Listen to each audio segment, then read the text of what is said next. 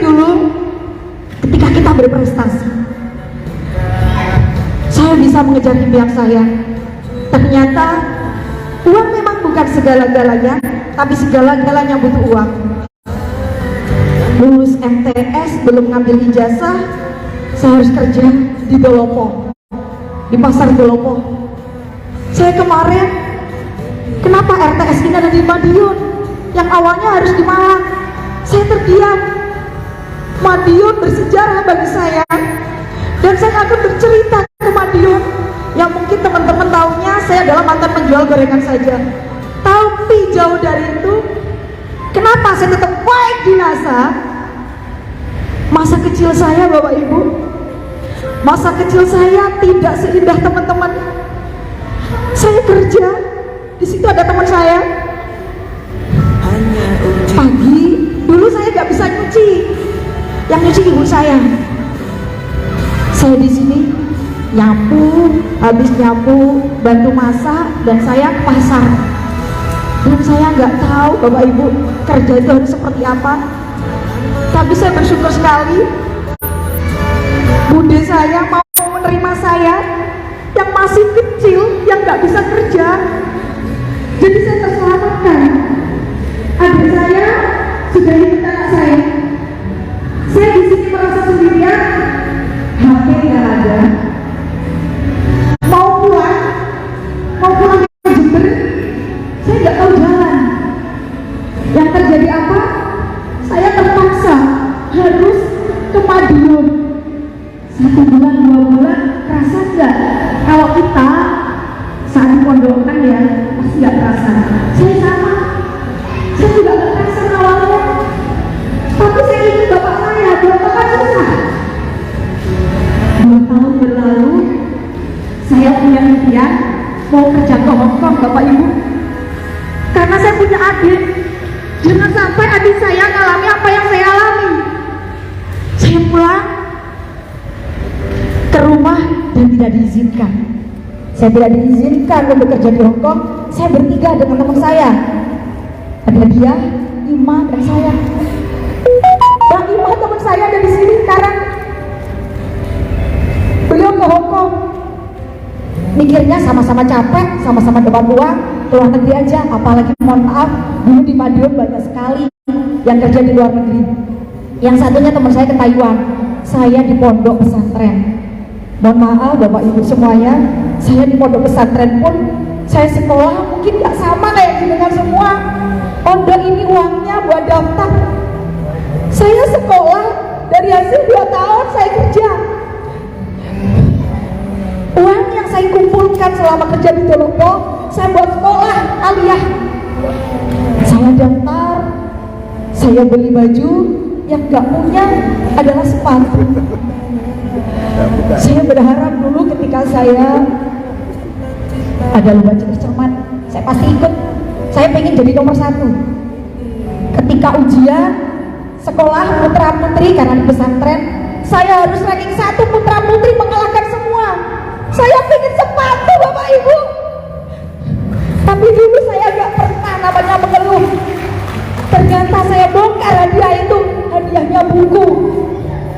Saya pernah 10 hari keluar sekolah Bapak Ibu, karena saya gak mampu bayar uang gedung. Habis itu saya keluar 10 hari, teman-teman datang ke asrama saya, Mbak Azizah, ini mungkin ya.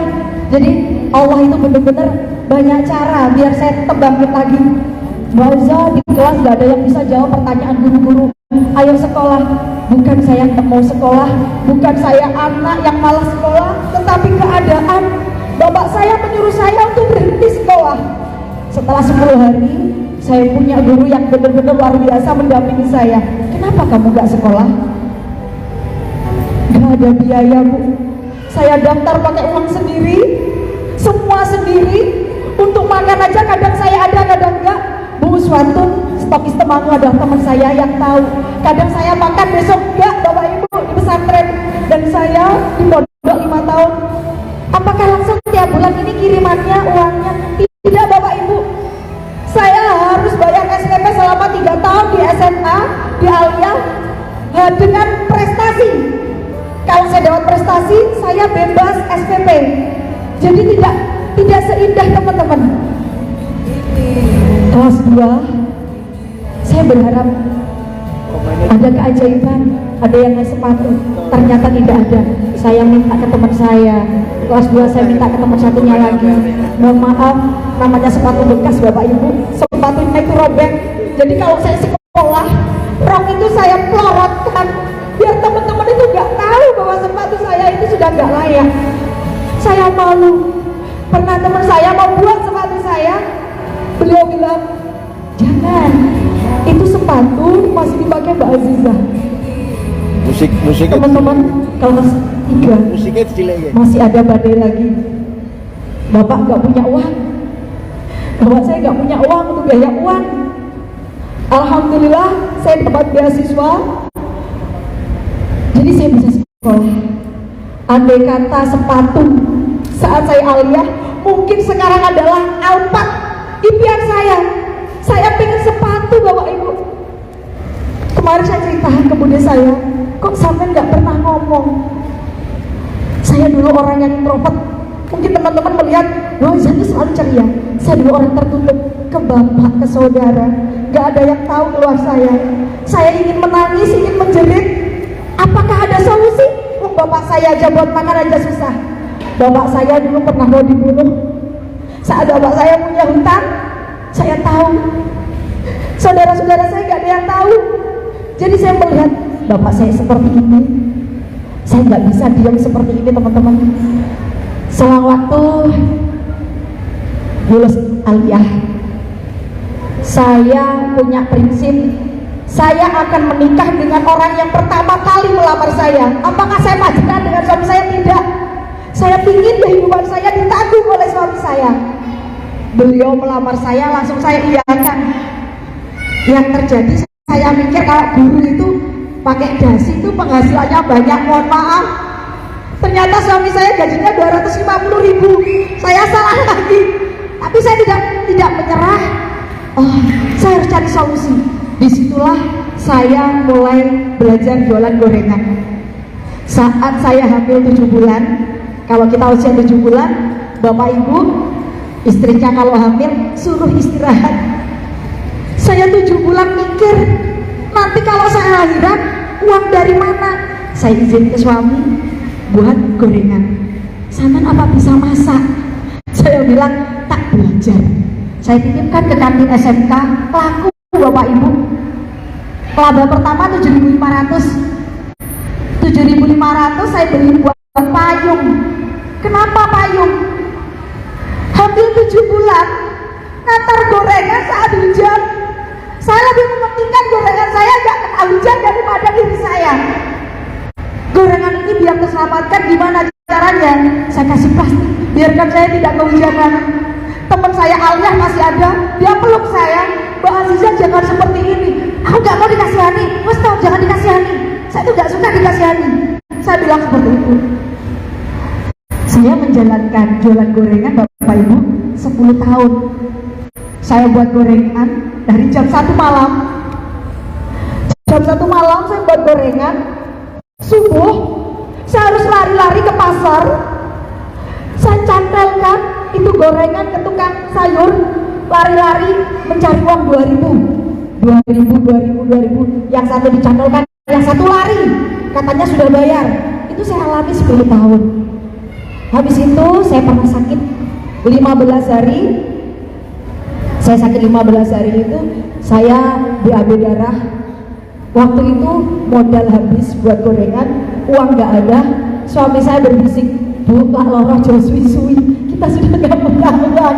Saya mikir, artinya jualan gorengan ini gak bisa dilanjutkan selamanya. Masih 15 hari aja saya gak punya uang Bapak Ibu. Saya mikir, saat goreng-goreng saya bilang seperti ini ke suami saya, ya kita nanti kalau di masa tua enak ya kalau kita punya toko, bayangin aja kita nggak usah mengantarkan gorengan, kita punya karyawan, enak ya bayangin aja kalau kita nanti bangun tidur kita sudah punya penghasilan. Ya Bu, nggak apa-apa, tiap hari diulang-ulang saat goreng-goreng, tiap hari. Ternyata betul, kata-kata adalah doa. 10 tahun. Bapak Ibu, kalau misalkan ya Bu Aziza 10 tahun itu ditanya apa jualan gorengan? Jualan gorengan, berharap 1000 gorengan ini saya antar, besok dapat uang. Tidak sering ya, tidak sedikit saya nitipkan ke kantin-kantin, kantinnya tutup karena ada menteri yang hadir di pesantren. Jualan saya utuh, modal habis. Apakah besok saya tidak jualan lagi? Tetap jualan, karena bagi saya hari ini pasti akan berbeda dengan hari kemarin. Saya goreng-goreng. Bapak Ibu, saya bertemu dengan Asa di tahun 2015 saat saya hamil anak yang ketiga. Saat saya setelah melahirkan anak yang ketiga dengan upload saya yang luar biasa, Bu Afifah, itu mungkin adalah doa-doa saya saat saya bilang ke suami, ya aku capek, aku pingin tidur siang, rasanya tidur siang. Karena saya juga seorang guru, saya guru teman-teman dulu di SMK ngajar matematika. Saya sebenarnya malu jualan gorengan, tapi keadaan yang harus maksa saya.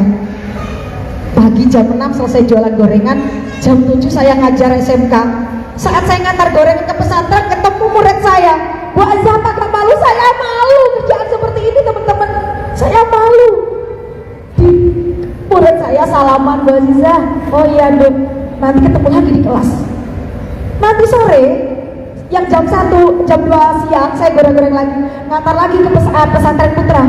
Ketemu murid saya sok-sokan gak kenal. Saya malu. Alhamdulillah 2015 suami saya waktu itu jadi kepala sekolah. Memang hidup itu banyak ujian. Alhamdulillah satu persatu bisa melewati. Saat saya jadi kepala sekolah, bagi saya ketemu seseorang itu adalah guru. Setiap ketemu orang baru saya pasti akan mendapatkan ilmu. Teman saya suaminya kepala sekolah, kemudian beliaunya ini suaminya sudah tidak jadi kepala sekolah, sambat. Bojoku wis gak jadi kepala sekolah, gajinya saiki medhun, aku bingung gak iso nyangoni ponakanku. Dan posisi suami saya saat itu baru aja diangkat jadi kepala sekolah. Saya mikir, saya gak mau jadi teman saya seperti ini. Saya harus punya usaha penghasilan yang minimal 2 juta lah. Jadi impian saya dulu di NASA itu, Bapak Ibu gak muluk-muluk, punya penghasilan 2 juta saja, 2 juta. Alhamdulillah ketemu teman-teman, 1 bulan penghasilan saya 5 juta dari jualan Kristal X. Selang 7 bulan saya beli mobil merah. Apakah mulus-mulus saja? Tidak. Gak ada yang percaya kalau saya dan suami beli mobil Kijang yang tahun 80 yang katanya bisnis online. Apa yang terjadi? Tanpa ada alasan, suami saya harus diberhentikan jadi kepala sekolah yang masa jabatannya belum selesai. Saya baru tahu suami saya nangis sambil sholat malam, bilang, Bu, ojo kaget kalau ayah besok gak jadi kepala sekolah. Siapa yang gak kaget? Tidak ada angin, tidak ada hujan. Saya bilang, ya nyapa ya? Ayah gak tahu. Saya bilang, alhamdulillah kok untungnya sudah saya bertemu NASA, penghasilan saya sudah ada 2 jutaan. Bapak Ibu, bagi saya di dunia ini jabatan itu pasti gantian. Saya santai. Yang terjadi setelah suami saya tidak jadi kepala sekolah, mulailah saya dijauhi teman-teman. Saya gak punya siapa-siapa, hanya yang ada adalah keluarga. Oh, suaminya ini korupsi ya, bisa beli mobil, mana ada gaji sekian kok bisa beli mobil Kijang. Bapak Ibu, saat saya beli beras, piroto mobilmu regane 30 juta Mbak, tak tuku nih, karena benar-benar dihina saya teman-teman. Tidak ada yang mau mendekat, ada yang inbox teman saya yang jauh. Sesuk meneh ojo kayak ngono yo. Saya paling sesek gitu waktu Idul Fitri. Tidak ada orang yang mengerti perasaan kami, terang-terangan menghina kami. Sesuk meneh ada di kepala sekolah, orang usah korupsi. Saya tutup kunci di rumah, lebaran 1 hari saya gak mau ketemu orang. Saya merasakan di saat itu adalah titik terendah kami. Saya telepon Bu Emi, Bu Emi saya ikut KDI. Saya ikut KDI. Alhamdulillah Mbak Azizah, saya ikut KDI bukan saya karena ingin apa, saya ingin refresh teman-teman awalnya. Saat saya ikut KDI, saya bawa suami, anak, 2 anak saya.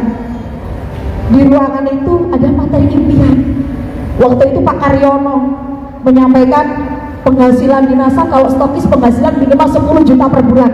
Saya mikir, mungkin Bapak Ibu juga mikir, apa iya ya 10 juta?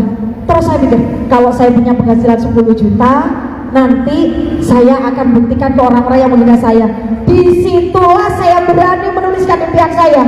KDI, terima kasih Pak Ali dan para upline yang sudah membuat acara pendidikan. Bayangkan kalau misalkan saya nggak ikut KDI, mungkin saya akan terus-terus mengeluh kenapa teman-teman saya menjauh, kenapa semua ini.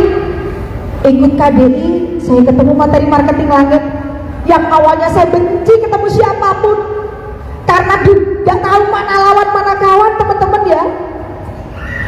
Saya sampaikan ke adik saya, ke Pak Sis yang hadir. Alhamdulillah hatiku lego saya ini materi yang mbak marketing langit.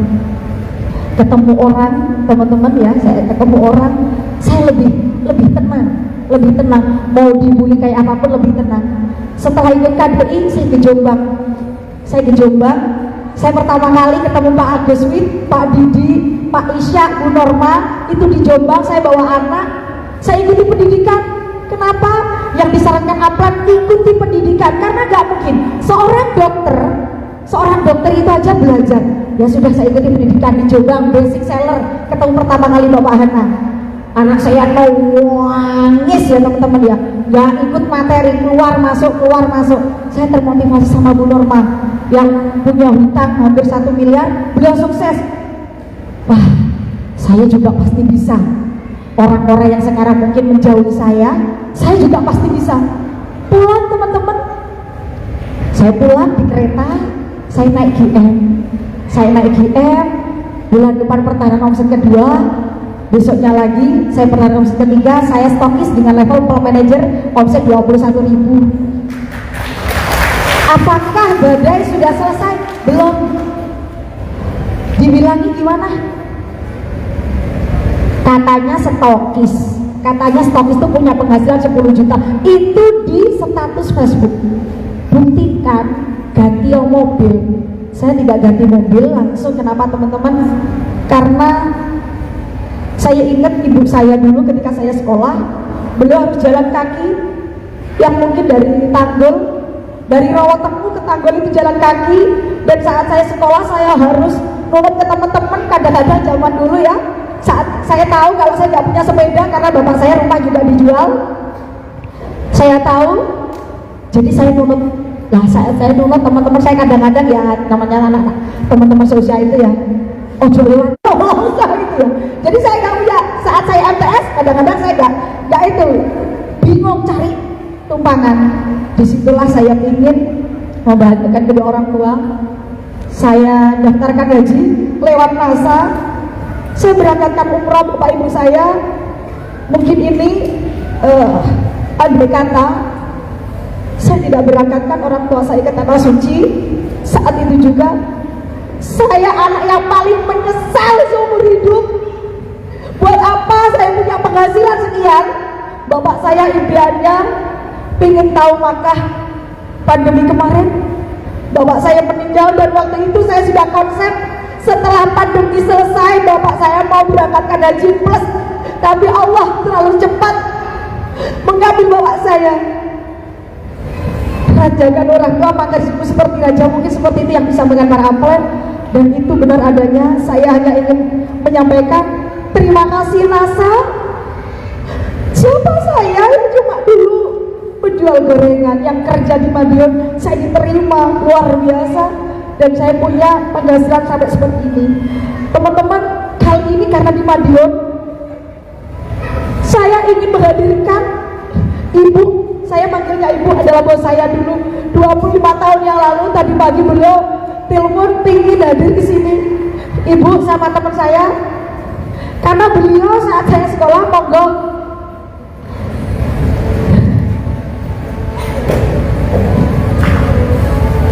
Karena dulu saat saya pondok, saat saya liburan, saya masih diterima kerja 1 bulan saat Ramadan. Lebaran saya berangkat lagi ke pesantren. Saat puasa, saya ke sini lagi teman-teman. Mungkin teman-teman dulu ada yang tahu saya kali mungkin masih kecil. Terima kasih Ibu yang sudah menerima saya.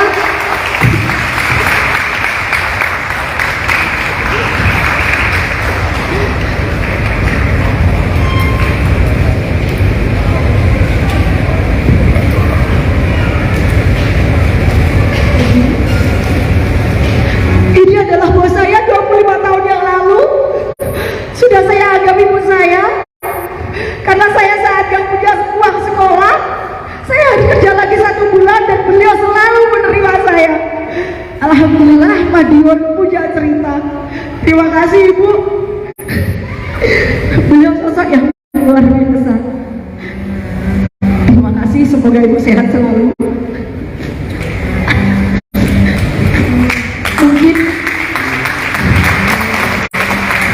Mungkin itu saja teman-teman, karena nggak mungkin cerita 8 tahun selesai dengan 25 menit. Madiun adalah sesuatu yang bersejarah. Saya kemarin turun di stasiun Madiun, mohon maaf saya nangis karena dulu saya adalah Aiza kecil yang lari-lari mobil bis. Saya lari mobil bis dari Madiun ke Dolopo karena besok harus kerja. Saya bisa seperti ini dan tetap pakai dirasa karena Madiun adalah sekolah saya dan ada orang yang luar biasa. Bu Norma adalah inspirasi saya. Mungkin itu saja teman-teman, dan saya cinta Nasa. Saya tidak akan berpaling ke siapapun, ke bisnis apapun. Nasa adalah saya. Terima kasih. Assalamualaikum warahmatullahi wabarakatuh. Waalaikumsalam warahmatullahi wabarakatuh. Kelas sekali lagi buat Ibu Siti Nur Azizah dari Banyuwangi. Recehan mengejar cita-cita paling mulia, bersyukur. Aplaus yang luar biasa untuk Ibu Siti Nur Azizah.